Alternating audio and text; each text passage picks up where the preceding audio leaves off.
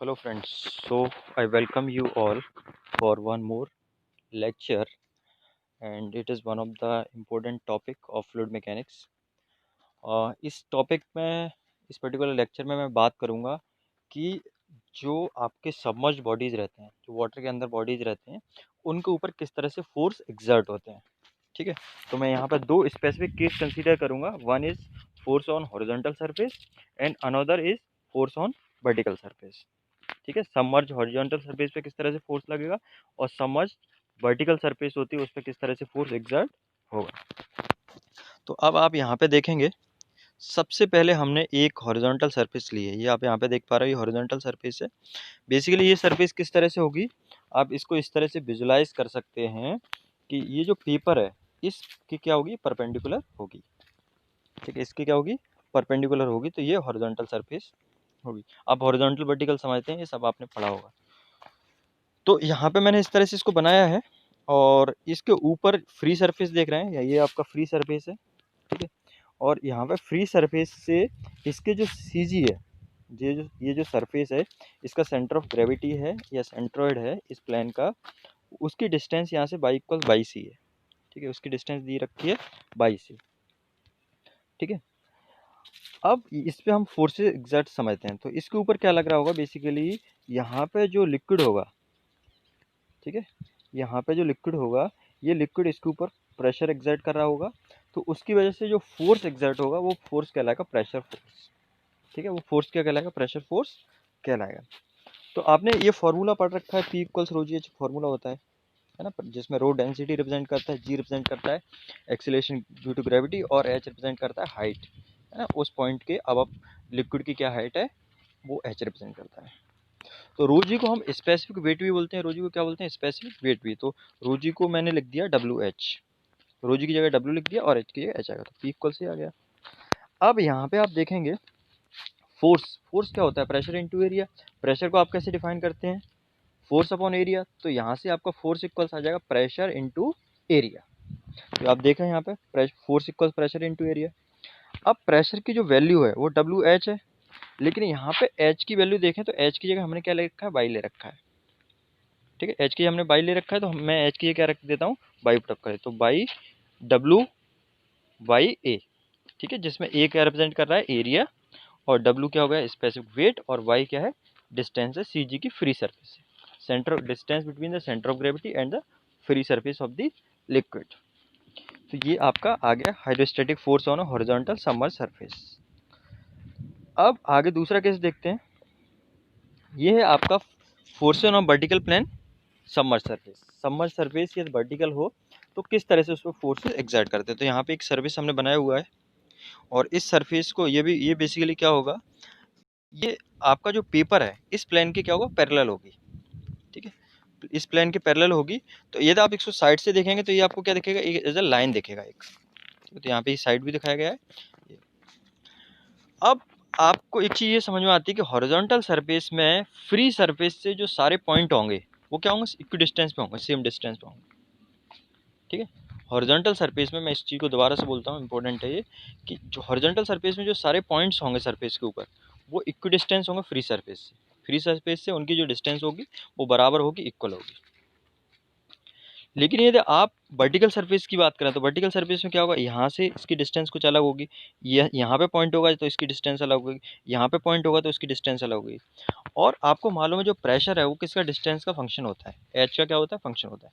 तो इस केस में क्या होगा, हर जगह अलग अलग प्रेशर एग्जर्ट हो रहा होगा। तो इसको हम उस तरह से कैलकुलेट नहीं कर सकते हैं जैसे आपने हॉरिजॉन्टल सरफेस के केस में प्रेशर कैलकुलेट किया है। इस तरह के कैलकुलेशन के लिए हम क्या करते हैं, जो बॉडी है उस बॉडी को हम छोटे छोटे सेगमेंट में डिवाइड कर देते हैं, छोटी छोटी स्ट्रिप के केस में डिवाइड कर देते हैं, और उस स्ट्रिप का हम प्रेशर निकालते हैं। प्रेशर इवन आप आगे चल के बहुत सारे डेरिवेशंस वगैरह देखेंगे तो उन सारे डेरिवेशंस में इस तरह की क्वांटिटीज़ जो होती हैं जो वेरी करती हैं, तो उनमें क्या करते हैं अपन, जो आपका एरिया होता है, जो स्ट्रिप एरिया होता है उसको आप छोटे छोटे स्ट्रिप में डिवाइड कर देते हैं। ठीक है, छोटे छोटे स्ट्रिप में डिवाइड कर देते हैं, और डिवाइड करने के बाद उसको उस पूरी सरफेस पे क्या कर देते हैं, इंटीग्रेट कर देते हैं। ठीक है, तो सेम चीज़ यहाँ पे सेम कॉन्सेप्ट यूज हुआ है। ये बहुत इंपॉर्टेंट चीज़ है, मैंने अभी बोला है, क्योंकि this is something which will be used in lot of derivations. है ना, ये कॉन्सेप्ट काफ़ी डेरिवेशन से यूज होता है। अब आप यहाँ पे देखिए, ये आपका पूरा बॉडी है, इसमें मैंने एक स्ट्रिप कंसीडर कर लिया है, ठीक है। इसमें मैंने स्ट्रिप कंसीडर कर लिया, तो अब मैं इस स्ट्रिप का क्या निकालूंगा, प्रेशर फोर्स निकालूंगा, और प्रेशर फोर्स निकालने के बाद मैं क्या करूंगा, इसको इंटीग्रेट कर दूंगा।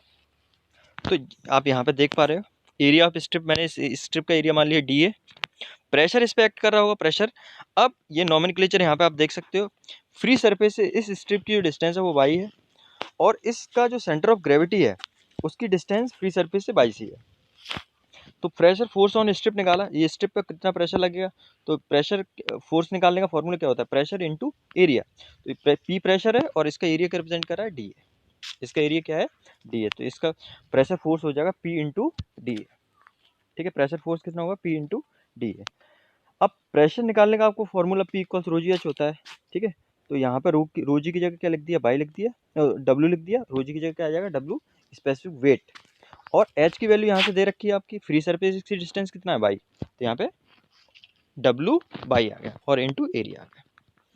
अब टोटल प्रेशर कैलकुलेट करना है, तो इसको मैं इंटीग्रेट कर दूंगा, इस एक्सप्रेशन जो आपका प्रेशर आया है, जो स्मॉल फोर्स आया है, इस फोर्स को यदि मैं इंटीग्रेट करूंगा तो आपका पूरा फोर्स मिल जाएगा, इस पूरे प्रेशर फोर्स मिल जाएगा इस पूरे एरिया पे जो एग्जर्ट हो रहा होगा, है ना, जो लग रहा होगा। तो इसको यदि आप कैलकुलेट करोगे तो D F equals P into d ए हो जाएगा, पी इंटू डी ए हो जाएगा। प्रेशर का आपने रोजी जी निकाल ली, ये तो मैं बता चुका हूँ। अब इंटीग्रेशन कर दिया आपने, तो डब्ल्यू क्या है, रोजी है, ये कांस्टेंट है क्योंकि जो फ्लूइड की डेंसिटी है वो सेम है, तो अब ये डब्ल्यू बाहर आ जाएगा इंटीग्रेशन से बाहर, अंदर क्या बचेगा इंटीग्रेशन के अंदर, y into d a. Y into d a integration basically represent कर रहा है इस पूरी सरफेस का एरिया का मूवमेंट इसके अबाउट, फ्री सरफेस के अबाउट, है ना। या मैं ये देखिए हमने क्या किया है, इंटीग्रेशन बाई इंटू डी है, तो ये बेसिकली रिप्रेजेंट कर रहा है मोमेंट ऑफ एरिया। कैसे रिप्रेजेंट कर रहा है, इसका एरिया डी ए है और इसकी यहाँ फ्री सरफेस है, ये जो ऊपर वाली सरफेस है इसको फ्री सरफेस बोलते हैं, यहाँ से इसकी डिस्टेंस बाई है, तो डी ए इंटू बाई क्या हो जाएगा, इस स्ट्रिप का एरिया हो जाएगा इस फ्री सरफेस के अबाउट। जब मैंने इसको इंटीग्रेट कर दिया तो इसका मतलब इस पूरी सरफेस का एरिया हमने निकाल लिया है, और इस पूरी सरफेस का एरिया किसके अबाउट निकाला है, फ्री सरफेस के अबाउट निकाला है, तो यहाँ पे बाई इंटू डी ए हो गए। अब पूरी सरफेस के यदि हम एरिया की बात करें, पूरी सरफेस का एरिया क्या है, एक कैपिटल ए है ना, पूरी सरफेस का एरिया ये है, और इसका जो centre of gravity, centre of gravity क्या होता है, जहाँ पे आप पूरा मास कंसंट्रेट पाते हैं। देखिए मैकेनिक्स के काफ़ी कॉन्सेप्ट इसमें यूज होंगे, मैकेनिक्स आपको आना जरूरी है थोड़ा बहुत कॉन्सेप्ट।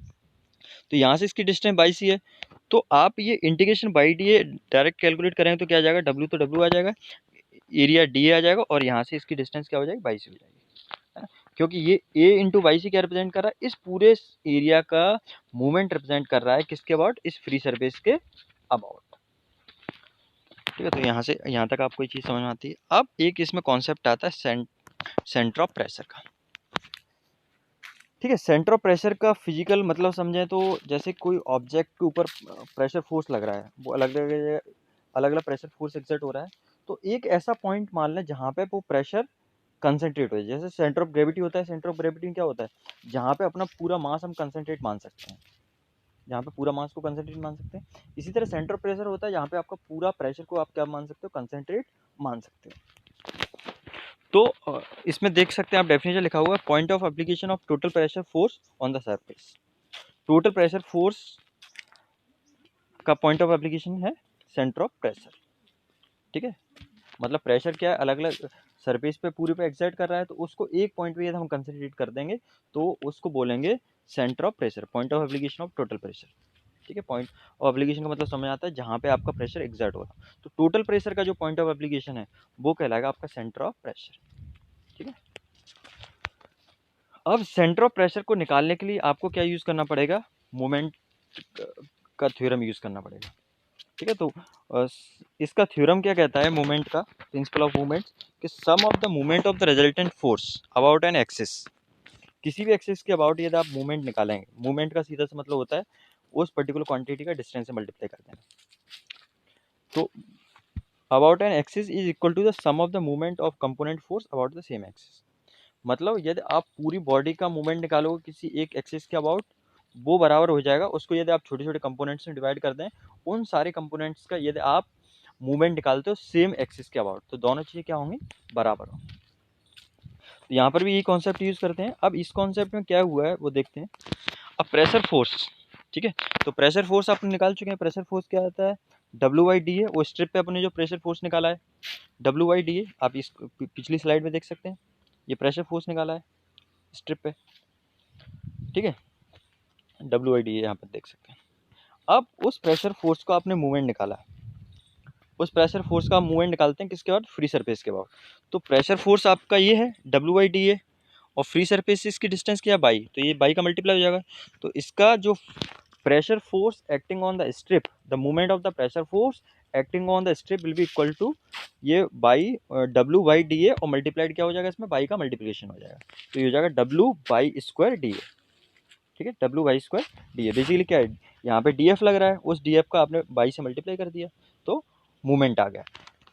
तो DF की वैल्यू W/DA है, और इसमें बाई का मल्टीप्लाई करेंगे तो W/2 हो जाएगा। तो आप यहाँ पे देख सकते हो ये लिखा हुआ है W/2 ये आपने एक स्ट्रिप का मूवमेंट निकाल लिया है। स्ट्रिप का जो फोर्स लग रहा है, it is the movement of the force acting on the strip with respect to free surface. अब यदि आपको पूरे बॉडी का निकालना है, पूरी बॉडी का निकालना है, तो आपको क्या करना पड़ेगा, इसको इंटीग्रेट करना पड़ेगा। तो आप दोबारा से इंटीग्रेट कर देंगे, इसमें भी W बाहर आ जाएगा। W क्या है, स्पेसिफिक वेट है, और स्पेसिफिक वेट क्या है, कांस्टेंट है। अब W/2 इंटीग्रेशन, अब इंटीग्रेशन W/2 फिर क्या रिप्रेजेंट कर रहा है, ये रिप्रेजेंट कर रहा है मोमेंट ऑफ इनर्शिया ऑफ ए, ठीक है।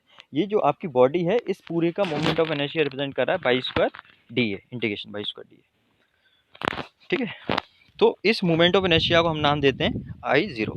इस मोमेंट ऑफ इनर्शिया को हम क्या नाम देते हैं, I0 नाम दे देते हैं, क्योंकि मोमेंट इनर्शिया को दिखाने का जो सिंबल होता है वो क्या होता है, कैपिटल I होता है। इसके बाद आप देखेंगे sum of the moment about the free liquid surface, ठीक है। फ्री लिक्विड सरफेस का मूवमेंट का निकाला आपने, तो यहाँ पे जो था W/2 है, W की जगह तो आपने W रख दिया, और W/2 की जगह क्या रख दिया, I0 रख दिया, ठीक है। ये कैसे आया मैंने आपको बता दिया, क्योंकि ये रिप्रेजेंट कर रहा है इंटीग्रेशन W/2 क्या रिप्रेजेंट कर रहा है, movement of inertia of surface about free axis. तो यहाँ से ये इसको इक्वेशन नंबर 1 नाम दे देते हैं। अब इसको दूसरे तरह से सोचते हैं। दूसरी तरह से सोचने का मतलब ये है कि इस पे पूरा फोर्स कितना आया है, इस पर पूरा फोर्स कितना लगा है, WA/C, ये पूरा फोर्स लगा है। अब ये पूरे फोर्स मान लो एक पर्टिकुलर पॉइंट पे इसको एग्जर्ट कर, सेंटर ऑफ प्रेशर का मतलब है वो पॉइंट जहाँ पे आपका पूरा फोर्स कंसंट्रेट हो। तो मान लेते हैं वो इस पूरे फोर्स को, यदि हम बेसिकली ये क्या पूरे पे लग रहा है, अब इसको एक पॉइंट पे कंसंट्रेट कर देते हैं। मान लो ये पॉइंट यहाँ पर है, ठीक है, ये पॉइंट यहाँ पर है, तो और यहाँ से इसकी जो डिस्टेंस हम कुछ नाम दे देते हैं, ठीक है। अभी उसको देखते हैं। तो इस पूरे जो फोर्स है, इसका फ्री सरफेस के अबाउट यदि हम movement of inertia find out करेंगे, ठीक है। तो अब movement of inertia find out करें तो पहले केस के बराबर होगा, क्योंकि पहले क्या किया था हमने, स्ट्रिप का, देखो पहले केस में हमने क्या किया, स्ट्रिप का area movement of inertia find out किया, स्ट्रिप पे जो फोर्स लग रहा है उसका मूवमेंट ऑफ इनर्शिया से मल्टीप्लाई किया, है ना। और दूसरे केस में हम क्या कर रहे हैं, दूसरे केस में हम ये कर रहे हैं, उस पूरे बॉडी का एक साथ फाइंड आउट कर रहे हैं। पहले हमने क्या किया, सबसे पहले केस में, इस चीज़ को मैं एक बार रिपीट कर देता हूँ। सबसे पहले हमने स्टेप पे क्या फाइंड आउट किया, फोर्स फाइंड आउट किया, फिर उस फोर्स का moment of inertia find out किया, ठीक है। उस फोर्स का moment of inertia find out किया, या आप देख सकते हैं यहाँ पे लिखा हुआ है moment of force find out किया। मैं इसको एक बार दोबारा से रिपीट करके बताता हूँ, क्योंकि बीच में थोड़ा, तो सबसे पहले आपने फोर्स फाइंड आउट किया, फोर्स फाइंड आउट करने के बाद उस स्ट्रिप पे फोर्स फाइंड आउट किया, स्ट्रिप पे फोर्स फाइंड आउट करने के बाद उस फोर्स का मूवमेंट फाइंड आउट किया, और मूवमेंट फाइंड आउट करने के बाद उसको पूरे को इंटीग्रेट कर दिया। इंटीग्रेट किस लिए किया, जिससे आप पूरे बॉडी का फोर्स का मूवमेंट निकाल सकें, ठीक है। तो ये इक्वेशन नंबर 1 यहाँ पे आ गया। अब इक्वेशन नंबर 2, इक्वेशन नंबर 2 में हम क्या कर रहे हैं, पूरी बॉडी का फोर्स है आपके पास ऑलरेडी, ठीक है। तो फोर्स है, और हम एक पॉइंट मान लेते हैं सेंटर ऑफ प्रेशर, ठीक है, जहाँ पे पूरा प्रेशर एक्ट कर रहा है। तो मान लीजिए सेंटर प्रेशर यहाँ पे एक्ट कर रहा है, ये पूरा फोर्स है, इसका पॉइंट ऑफ एप्लीकेशन यहाँ पर है, इस जगह, और यहाँ से इसकी डिस्टेंस, फ्री सरफेस की डिस्टेंस मान लेते हैं बाई पी है। यहाँ से इस फ्री सरफेस की डिस्टेंस क्या है, बाई पी है। तो इसका मतलब इस फोर्स का इस पूरी सरफेस के बाद मूवमेंट क्या हो जाएगा, ये WA/C into by P, WA/C into by P. ठीक है, तो दोनों सेम चीज़ है, लेकिन मैं इसको दोनों अलग तरीके से बोल रहा हूँ। तो इक्वेशन नंबर आप यहाँ पे देख सकते हैं, तो वही बोला है, total pressure F equals WA/C x at a point P which is lie at distance eight which lies at distance by P from the free liquid surface. अब इसकी डिस्टेंस फ्री सरफेस से कितना है, बाई पी है। तो यहाँ पे आपका फोर्स आ जाइए, फोर्स है, फोर्स में डिस्टेंस का मल्टीप्लाई करिए, इक्वेशन नंबर 2 है। तो ये दोनों इक्वेशन बराबर होनी चाहिए, क्योंकि निकाल तो आप क्या रहे हैं, फोर्स का ही तो मूवमेंट निकालना है फ्री सरफेस के अबाउट। पहले केस में क्या किया, पहले केस में हमने ये किया है, वो स्ट्रिप है, स्ट्रिप पे फोर्स निकाला और स्ट्रिप का मूवमेंट निकाला फ्री सरफेस के अबाउट, फिर इंटीग्रेट कर दिया, तो पूरे का निकला है।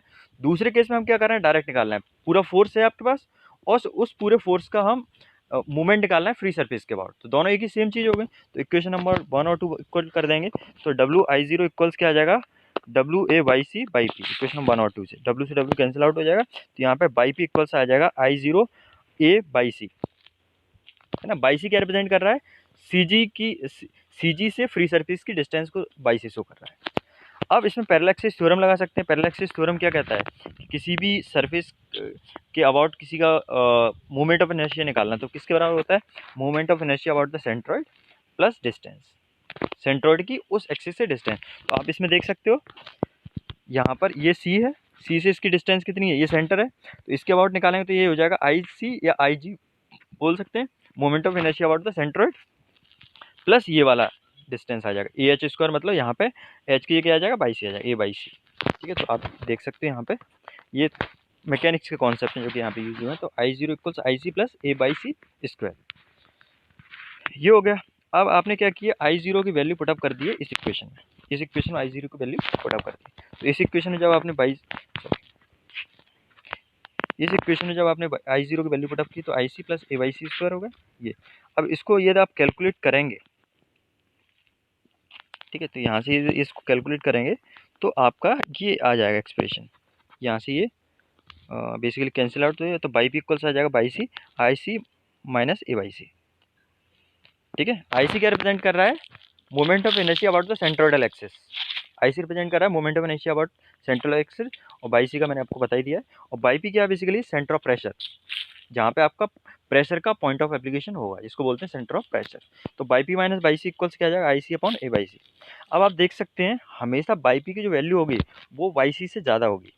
क्यों ज़्यादा होगी, क्योंकि ये वाला टर्म कभी भी नेगेटिव नहीं हो सकता। तो यहाँ पे कुछ लिखे हुए हैं, इससे कुछ इम्प्लीकेशन हम ड्रॉ कर सकते हैं कि COP जो होता है, COP का मतलब यहाँ सेंटर ऑफ प्रेशर, ये हमेशा सेंट्रोइडल के एक्सिस के नीचे लाई करेगा। ठीक है, COP क्या है, सेंटर एक्सिस के नीचे लाई करेगा। दूसरा क्या है, जितनी ज़्यादा डीपर सरफेस होगी, डीपर सरफेस से लोअर इनटू लिक्विड, मतलब जो सरफेस है उसको आप और नीचे करते जाएंगे तो closer the centre of pressure come to the centroidal, है ना। तो सेंट्रोइडल एक्सिस और सेंटर ऑफ प्रेशर के बीच में डिस्टेंस है वो कम होती जाएगी। और तीसरा ये है डेप्थ ऑफ COP, जो सेंटर ऑफ प्रेशर है वो किसके इंडिपेंडेंट होता है, वेट ऑफ लिक्विड के वेट के इंडिपेंडेंट होता है। ठीक है, सो दिस इज इट।